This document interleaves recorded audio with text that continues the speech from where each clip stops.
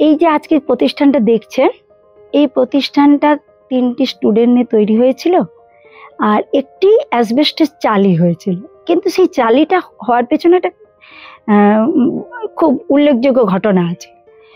চালিটিতে হয়েছিল যে পাইপগুলো, অ্যাসবেস্টসগুলো, এগুলো প্রত্যেকটাই আমার অভিভাবকদের অবদান। যটা স্টুডেন্ট ছিল তটা অ্যাসবেস্টস তারা দিয়েছিল প্রত্যেকে। হয়তো তখন চাল ধানের বিনিময়ে পড়াশুনো করতো ছেলেরা, মায়েরা চাল এনে দিত আর পড়াশুনো করতো। সেই চালটা আমার হোস্টেলে রান্না হতো। আমাদের ডাল খাওয়া হতো না তখন, মানে এতই অসুবিধার মধ্যে ছিলাম যে ওই মাড় ভাত, শাক সেদ্ধ বা কোনো একটা আলু মাখা বা কোনো একটা সবজি হয়ে যেত, এইভাবে চলতো। ডাল আমরা বিগত 15 বছর ধরে ছেলেমেয়েরা খাচ্ছে, কিন্তু পেট ভরে খুব আনন্দের সঙ্গে খেতাম আমরা। আর কিন্তু এই অ্যাসবেস্টসের যে পাইপগুলো, এগুলো জয়পুর বিডিও সাহেবের অবদান রয়েছে তৎকালীন। তিনি এই পাইপগুলো অনেক পড়েছিল ব্লকের পেছনে, তাকে চিঠি করে ডিএম সাহেবের সৌজন্যে, বিডিও সাহেবের সৌজন্যে সেই পাইপগুলো পেয়েছিলাম। আর অ্যাসবেস্টসগুলো অভিভাবকরা দিয়েছিলেন। এই নিয়ে একটা চালি তৈরি হয়। তারপর একটা কুয়ো পায়খানা আমরা তৈরি করি। প্রথম থেকে আমরা হাইজিনটাকে খুব নজর দিতাম। সেখানে ছেলেমেয়েরা পায়খানা করতো। ঘটনাচক্রে ব্লক থেকেই আমাদের একটা টিউবকল করে দেওয়া হয়। সেই টিউবকলটিতে স্নান এবং প্রতিদিন ওই টিউবকল থেকে আমরা জল এনে এনে গাছগুলোতে দিতাম। গাছগুলোকে বাঁচাবার জন্য আমাদের ছেলেমেয়েরা তো তখন ছোট ছোট, তা আমরা কি করতাম, একটা ইট দিয়ে তার উপরে বাচ্চারা স্নান করতো প্রত্যেকটা গাছের গোড়ায়। আর সেই জলটাকে একটা গাছের দূরে 2 ফুট দূরে একটা ড্রেন করে দিতাম। সেই ড্রেনটাতে জলটা জমা থাকতো। সেই গাছের গোড়ায় জল জমে থাকলে উই হবে না। তার ফলে গাছগুলো আজকে যে বড় বড় গাছ দেখছেন, এইভাবেই আমরা যত্ন করে করেছি। জল এই প্রতিষ্ঠানে আমরা নষ্ট করতে দিইনি, কোনোদিনও জলটাকে ব্যবহার করি। ইভেন যে হাত ধোয়ার জলটা, সেই জলটাকেও আমরা একটা জায়গায় জমা করে তার ধারে ধারে আমরা লাউ কুমড়ো গাছ লাগিয়ে, এরপরে সিম গাছ লাগাতাম। এত সিম হতো, সেই সিমটা তুলে মার্কেটে পাঠিয়ে দিতাম। আর তার বদলে আমরা নুন, সবজি এগুলো নিয়ে আসতাম। অন্যান্য সবজি যেটা আমাদের এখানে হতো না, সেগুলো নিয়ে আসতাম। এখানে আমরা সবজিটাকে খুব করতাম, কিরকম, যে সবজিটা এই মাটিতে হবে সেই সবজিটা প্রচুর লাগিয়ে দিতাম। এমন নয় যে ওই সবজিটাই রোজ খাবো। ওই সবজিটা সহজে উৎপাদন হয় বলে ওই সবজিটাকে আমরা মার্কেটে গিয়ে অল্টার করে চাল কিনে নিতাম, পয়সাতে পরিণত করে সেই টাকাটা আমরা চাল, অন্যান্য গ্রসারি জিনিস কিনে নিয়ে চলে আসতাম।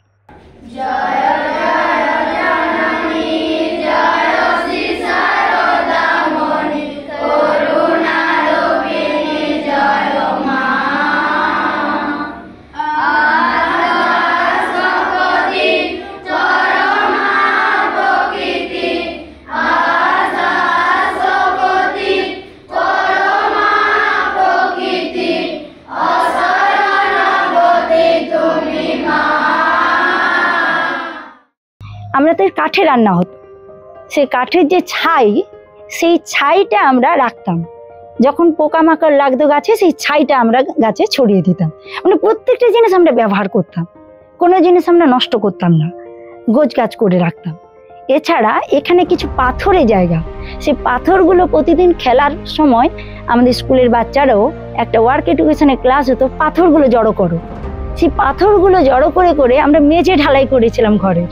লেবার মিস্ত্রি খরচ আমরা দিতে পারবো না, কি করা যেত, একটা মিস্ত্রি আসতো, একটি লেবার আসতো, সে মশলাটা মাখিয়ে দিত, মিস্ত্রিটি সবকিছু ডাইরেকশন দিয়ে করতেন। আর প্রত্যেকের যে স্নানের বালতি থাকতো, সেই বালতিতে করে মশলাগুলো ভরে দিত আর বাচ্চারা গিয়ে ঢেলে দিত। মানে আমার লড়াই নয়, এটা যেন একটা সমষ্টিগত লড়াই। সেই সমষ্টিগত লড়াই এই প্রতিষ্ঠানটি গড়ে উঠেছিল। আমাদের এখানে পড়াশোনা করতে খুবই ভালো লাগে, কারণ এখানে পড়াশোনার সাথে সাথে আরো অনেক কিছুই আমরা করি। যেমন প্রতিদিন খেলাধুলা করি, তার সাথে নাচ গান এসব তো হয়ে থাকে। যেমন গাছ লাগানো, আমরা মাঝে মধ্যে গাছ লাগিয়ে থাকি, ছোট ছোট ফুল গাছের চারা নিজের হাতে তৈরি করতে চারা গাছ খুবই ভালো লাগে। তাছাড়া এখানকার খাওয়া দাওয়া সব সময় আমরা একসাথে মিলেমিশেই করি, তার জন্য আমাদের অনেক ভালো লাগে। এবং আমাদের যে শিক্ষক মহাশয়রা আছে, তারা সবাই আমাদেরকে খুবই ভালোবাসে। তাদেরকে আমরা ভয় ভয় তো আমাদের লাগে না, কারণ তারা আমাদের সাথে বন্ধুর মতো মিলেমিশে থাকে। এবং আমাদের মামুনি আছে, সবসময় আমাদের সাথে থাকে, আমাদেরকে খুবই ভালোবাসে। যেন মনে হয় বাড়ির মধ্যেই আছি, কখনো নিজেকে একা লাগে না। আমি যখন প্রথমে এই হোস্টেলে আসি তখন আমার অনেক ভয় লাগে, বলি আমি তো অত পারি না, পরীক্ষায় অত রেজাল্ট করতে পারিনি, মামুনি আমাকে ভর্তি নেবেন কিনা সেটা নিয়ে আমার ভয় হচ্ছিল। কিন্তু তারপর মামুনি আমাকে সাহস দিল, তুমি পারবে, তুমি এই হোস্টেলে তোমাকে আমি নেব। তখন আমার মনেও একটি ভালো লাগলো যে মামুনি আমাকে এই হোস্টেলে নিতে চান, আমি তাহলে ভালো করে একটা রেজাল্ট করব। এখানে খাবার দাবারও অনেক সুন্দর, মাসিরা আমাদের খাবার দাবার দেন। আমি একটা গ্রামের মেয়ে, আমাদের গ্রামে অত ভালো পড়াশোনা হয় না, তাই আমি এখানে এসে ভালো পড়াশোনা করতে পারি এবং ভাই বোনদের সঙ্গে খেলাধুলা, খাবার খাওয়া সব মজা করে আমরা খেতে পারি। আমরা এখানে ক্যারাটা শিখি, নাচ শিখি, কম্পিউটার শিখি। আমি যখন এখানে প্রথম আসি তখন আমি কিছুই পারতাম না, আমার আগে লিখতে ভালো লাগতো, পড়তে না। কিন্তু এখানে আসার পর থেকে পড়াশোনাও ভালো লাগে, লেখালেখিও ভালো লাগে। স্কুল থেকে আসার পরে আমরা জুতো পরে মাঠ যাই, মাঠে খেলাধুলা করি। মাঠ থেকে আসার পরে আমাদের এখানে প্রার্থনা হয়, প্রার্থনা করার পরে আমরা আবার কোচিংয়ে যাই। এছাড়াও আমাদের এখানে কোনো কাপড় কাচাকাচি করতে হয় না, মাসিরা আছে, মাসিরা কাপড় কেচে দেয়, ঘরও ঝাড় দিয়ে দেয়, খাবারও পরিবেশন করে দেয়। আমি একটি গ্রামের পিছিয়ে পড়া মেয়ে, আগে আমি পড়াশোনা কোনো জানতাম না, আমি কোনোদিনও ভাবতাম না কি মাধ্যমিক পরীক্ষা দিতে পারবো। এখন আমি অনেকটা ভেবে নিয়েছি কি মাধ্যমিক পরীক্ষা দিতে পারবো। এখানে খুব পড়তে ভালো লাগে। আমি একদিন এখানে বসে আছি, ট্রেন যেত এখানে, ট্রেনটি থেমে গেছে, পুরুষোত্তম ট্রেন, কোনো কারণে হবে, বিভ্রান্তির কারণে সেই লোকটি নেমে এসেছেন, অনেক কষ্ট করে অনেক বাক্স নিয়ে আমার এখানে ফাঁকা জায়গা, আমি একমাত্র এখানে বসেছি, একটি চালি ঘর করে। উনার জল তেষ্টা পেয়েছে, উনি এসেছেন, তিনি এখন দিল্লিতে থাকেন, NL বন্ড বলে।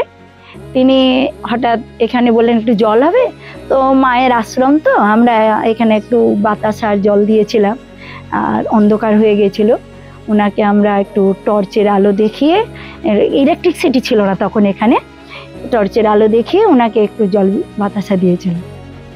উনি চলে গেলেন সেদিন, আমরা ওনাকে পথ দেখিয়ে রাস্তা অবধি পৌঁছে দিলাম, ওখানে একটু বাস ধরিয়ে দিলাম, মালগুলো তুলে দিলাম। কিন্তু পরের দিন এসে উনি আমাদেরকে একটা জেনারেটর দিয়ে গেলেন। এইভাবে জেনারেটর আমাদের এসেছে এবং সেটাকে আমরা কিন্তু খুব ভালোভাবে মেনটেন্স করছি, এখনো অবধি সেই জেনারেটরটাই আছে আমাদের।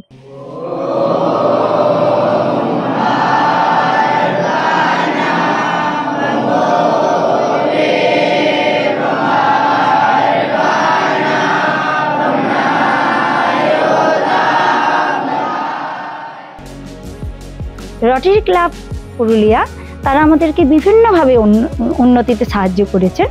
Bench, filter water, hand wash, যা যা দেখলেন আপনারা কিছু, সেখানে রটারি ক্লাব পুরুলিয়ার অবদান রয়েছে। কিন্তু আমাদের ছেলে মেয়েদের অবদান, শিক্ষক শিক্ষিকাদের অবদান একটাই, সেই জিনিসটাকে নষ্ট হতে দেয়নি। যা দিয়েছেন তারা, সেটাতে যদি একটুকু কখনো সেটা ড্যামেজ হয়েছে, সঙ্গে সঙ্গে সেটা রিপেয়ারিং হয়ে গেছে। কেউ বেতন দিতে না পারলে সে তার বাড়িতে যদি সবজি হয়েছে সবজি দিয়ে যায়, চাল দিয়ে যায়, ধান দিয়ে যায়, সেটা আমরা টাকা করে নিই।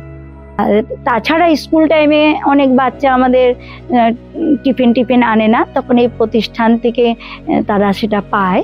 এখানে তারা মনে করে এটা বাড়ি। আমার খুব ভালো লাগে, তারা যদি বাড়ি থেকে খেয়ে না আসে, সুন্দর করে এসে বলে মামনি আজকে আমি খেয়ে আসিনি, এটা খুব ভালোবাসা না থাকলে বলতে পারবে না। আর তারা বলে বলে আমি খুব খুশি হই। এবং তখন যদি আমাদের নাও থাকে, কাজের মাসিরাও কিন্তু আন্তরিকতার সঙ্গে তাদেরকে একটু যেমন করে পারুক ভাতে ভাত করে তাদেরকে খাইয়ে। এখানে স্কুলের পরিবেশে অন্যান্য মানে তৎকালীন যে স্কুলগুলো তার থেকে অনেক আলাদা। সেলফ ডিফেন্স বাচ্চাদের ক্লাস করায়, তাদের বর্তমান যে যুগের সঙ্গে তাদের কিভাবে মানিয়ে চলতে হবে, বা কোনো কঠিন পরিস্থিতি হলে কিভাবে তারা সেটার সম্মুখীন হবে, তারা কিভাবে সেটার মোকাবিলা করবে, সেই পরিস্থিতির সম্বন্ধে ছোটখাটো সেলফ ডিফেন্স শেখায়, যেটা তারা কি বলবো, কোনো কিছু অস্ত্র ছাড়া শুধুমাত্র হাত দিয়ে সেলফ ডিফেন্স করতে পারবে। মনে পড়ে আমাদের সেই লকডাউনের কথা, লকডাউনে তো সব কিছু বন্ধ ছিল। সেই সময় আমরা যে কিভাবে আমরা, আমাদের এখানে হোস্টেল আছে, হোস্টেলেও অনেকগুলি বাচ্চা আছে, তারা কিন্তু হোস্টেলে সেই সময় তারা কিন্তু এখানেই ছিল, সব বাচ্চা, প্রত্যেকটি বাচ্চা এখানে ছিল। আর আমরা এখানে ঠাকুর মা স্বামীজি তাদের ভাবাদর্শে আমরা এখানে সমস্ত কিছু করে থাকি। তো এখানে এলে আমরা, যদিও আমি পুরুলিয়া থেকে আসি, এখানে এলেই একটা আলাদা অনুভূতি হয়, মনে হয় যে মায়ের কোলেই বসে আছি। 2015-তে আসি, জয়েন করি। তখন এই স্কুলটাতে কিছুই ছিল না, শুধুমাত্র কয়েকটা রুম ছিল আর দুটা নলকূপ ছিল। আস্তে আস্তে স্কুলটার পরিবর্তন হয়েছে। সামনে পেছন দিকের মাঠটা আমাদের খুব সুন্দর তৈরি হয়েছে, যেখানে ছেলে মেয়েগুলো খেলাধুলা করে।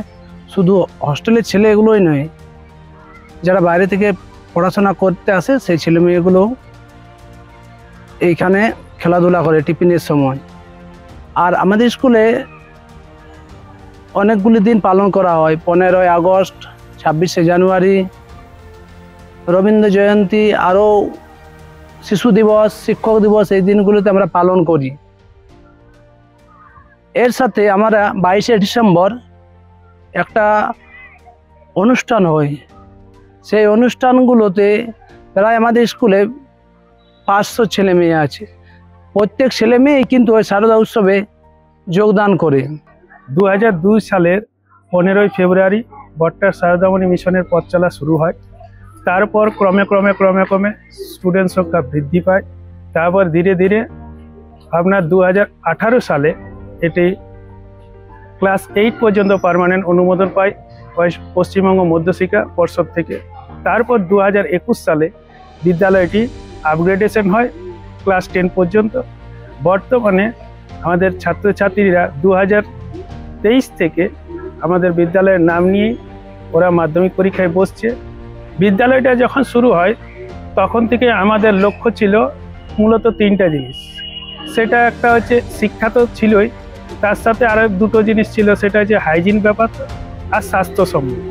এছাড়া এই যে গাছপালাগুলো দেখছেন, এই বিদ্যালয়টা যখন আমাদের গঠিত হয় এটা একটা টাঁড় জায়গা, যার জন্য টাঁড় জায়গার জন্য জায়গাটার নাম হয়েছে বট টাঁড়, খুব বড় টাঁড়, তার জন্য এসেছে বট টাঁড়।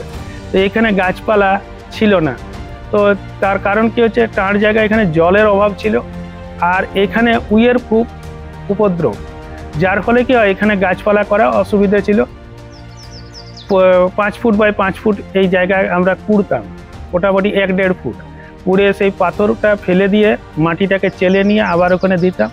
সামনে যে পুকুরগুলো আছে সেখান থেকে পাঁক মাটি এবং ক্ষেত থেকে কিছু ভালো মাটি এনে ওই গর্তগুলোকে বোঝাতাম, আবার একটা 5 ফুটের খোঁড়া হতো। এইভাবে জায়গাটা আমরা কুড়ে তারপরে গাছ লাগিয়েছি। এবং ওই মাটিটা যখন দেওয়া হতো তখন যাতে গেমাক্সিন এবং আরও ওই জাতীয় কিছু কীটনাশক ব্যবহার করা হতো যাতে উই না আসে। এবং কি করা হতো, আরও আমরা কিছু নিম পাতা এনে সেগুলোকে পুড়িয়ে ছাই করে সেগুলো দিতাম যাতে উইটার থেকে বাঁচা যায়। আমাদের প্রতিষ্ঠানে অনেকগুলো টিউবওয়েল আছে, প্রতিটা টিউবওয়েলে সাফিসিয়েন্ট জল পাওয়া যায়। একটা কুয়ো আছে, কুয়োতেও সাফিসিয়েন্ট জল পাওয়া যায়। বছরে সারা বছর কুয়োতে জল থাকে। জ্যৈষ্ঠ মাসেও 14 থেকে 15 ফুট জল থাকে 55 ফুটের কুয়োতে। আমাদের এখানে যে শিক্ষক শিক্ষিকারা আছেন তারা বাচ্চারা পায়খানা বমি কোনো কিছু যদি ভুলবশত করে দিয়েছে ঘেন্না করে না, মা বাবার মতো তারা সেটাকে পরিষ্কার করে। সকলের ভালোবাসার জন্য এই প্রতিষ্ঠানটা আজকে এই জায়গায় গেছে। একমাত্র আমি নই, এই প্রতিষ্ঠানের প্রত্যেকটা ইটে একজনের ভালোবাসা লেখা আছে। পেছনে যে হোস্টেল বিল্ডিংটা, খুব সুসজ্জিত হোস্টেল বিল্ডিংটা দেখছেন, এখানে আমাদের খড়গপুর IITর একজন প্রফেসর, তার মেয়ের জন্য নেই, তার জন্য তিনি এই বিল্ডিং এর জন্য কিছু করে দিয়েছেন।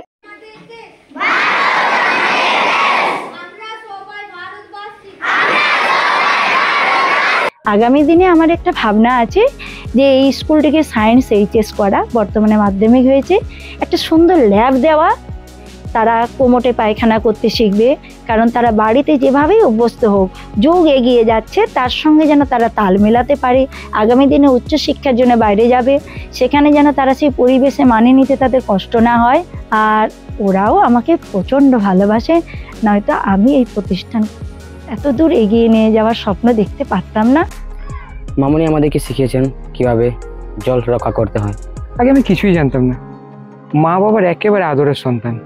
মা কোনো মতেই কোল ছাড়া করতে আমাকে রাজি নয়, তাও কিছু করেও আমার বাবা জোর করে আমাকে স্কুলে ভর্তি করে। তারপরে এই স্কুলে এসে মামুনির কাছে আসা। মামুনি এখন সব শিখেছেন হাত ধরে। তিনি সন্তানের মতো স্নেহ করেন। হ্যাঁ, দুষ্টুমি করলে মারও পাই, সেটাও। কিন্তু প্রথমে যখন আমি এখানে আসি, আমি কোনো কিছুতে আগ্রহী ছিলাম না। খেলাধুলা তো একেবারেই না। বল দেখলে যেন মনে হতো যে সেখান থেকে ছুটে পালায়। সবাই আমার পিছনে দৌড়তো এবং সবাই আমাকে তখন নিয়ে করতো, কিন্তু সবার হাত ধরেই আমি সেখান থেকে এখন ফুটবল খেলা শিখেছি, সব কাজে এগোতে শিখেছি। মনের সব কথাই মামুনি জানে। আমার আগে প্রচণ্ড পরিমাণে অঙ্কই ভয় ছিল, কিন্তু এইখানে এসে সেই মামুনি বা বিভিন্ন ধরনের সব স্যার ম্যাডামরা আমাকে অঙ্ক শেখায়। আমি যখন প্রথমে আসি, আমি সত্যি কথা বলতে অত ভালো করে খেতেও পারতাম না। ছোটোবেলা থেকেই মায়ের হাতেই মাই খাই দিত, কিন্তু এইখানে এসে বিভিন্নভাবে বিচ্ছিরিভাবে করে খেতাম। কিন্তু সেখান থেকেও প্রথম মামুনি নিজের হাতেও 1-2 বার খাই দিয়েছেন। তারপর থেকে শিখিয়েছেন কিভাবে কি করতে হয়। আগামী দিনে আমি একটা ছোট্ট ছেলেদের পার্ক করতে চাই, এই এলাকায় বাচ্চাদের খেলার জায়গা নেই একদম। এছাড়া একটা জিম করতে চাই। আমার যে 7, 8, 19 বাচ্চারা, 11, 12 বাচ্চারা থাকবে, তারা যেন নিয়মিত একটা শরীরচর্চার মধ্যে দিয়ে থাকে। স্বামীজি বলেছিলেন গীতা পাঠের চেয়ে ফুটবল খেলা ভালো, শরীর স্বাস্থ্যের দিকে নজর দিতে বলতেন। আমি সেই উদ্দেশ্যে একটা জিম করতে চাইছি। আমাকে অনেকে এলাকায় অনুদি বলে, কেউ বিটি মা বলে। আমার এই চারপাশে 30-35টি গ্রামের মানুষ আমাকে তাদের বাড়ির একজন ভাবে। আমি গ্রামে যাই, গরমের ছুটিতে আমি বেড়াতে যাই না। গরমের ছুটিতে আমি গ্রামে যাই, সমস্ত গ্রামে বেরিয়ে পড়ি সকালবেলা চকলেটের ডিব্বা নিয়ে। আমার গ্রামে যে বাচ্চাটি আমার স্কুলে পড়ে, সেই বাচ্চাটি শুধু নয়, আরও যে বাচ্চারা বিভিন্ন স্কুলে পড়ে, তারাও সবাই চলে আসে আমাকে মামুনি বলে তারা ডাকে। এই মামুনিটি আমার নাম নয়, মামুনি আমাকে এই গ্রামের কবে থেকে বাচ্চারা যে আমাকে এই নামটা দিয়ে দিয়েছে আমি নিজেও জানি না। আর এখন তো অভিভাবিকা ইভেন আমার প্রশাসনিক লেভেলের আধিকারিকরা, অফিসাররা সকলেই মামুনি বলে আমাকে চিনে ফেলেছেন। এটা কিন্তু আমার বাচ্চাদের ডাক। আর এই শব্দটা আমার কাছে খুব প্রিয়। আমি কোনোদিনও বড় তীর্থে যাই না। আমার তীর্থ হয়েছে আমার যেখানে আমি নারায়ণ আমার আছে, আমার বাচ্চারা বিদ্যালয়ে পড়ে, তারা 35টি গ্রাম থেকে আসে আশপাশের। আর ওইখানে 35টি গ্রামে আমার নারায়ণ দর্শনে আমি প্রত্যেক গরমের ছুটিতে যাই। আর পুজোর ভ্যাকেশনে আমি যেতে পারি না, তবে এই শীতের মরশুমেও আমি কিছু কিছু গ্রামে যাই। আর বাচ্চারা অসুস্থ শুনলে কিন্তু আমি সেখানে অবশ্যই পৌঁছই। আমি গেলে তারা অনেকটাই, আমি ডাক্তার নই কিন্তু অনেকটাই তারা খুব আনন্দিত হয়। আমার মনে হয় যে আমি একটু তাদের কাছে ওষুধের মতো কাজও করি। মা আছে আর আমি আছি, ভাবনা কি আছে আমার, মায়ের হাতে খাই পড়ি, মা নিয়েছে আমার বা সংসার পাকে পড়বি পাকে, যখন দেখবি অন্ধকার, অন্ধকারে বিপদ হতে মা করেছেন উদ্ধার। ভুলেও থাকি তবু দেখি, ভুলেও না মা একটিবার, এমন স্নেহের আধার মা যে আমার, আমি যে মার মা।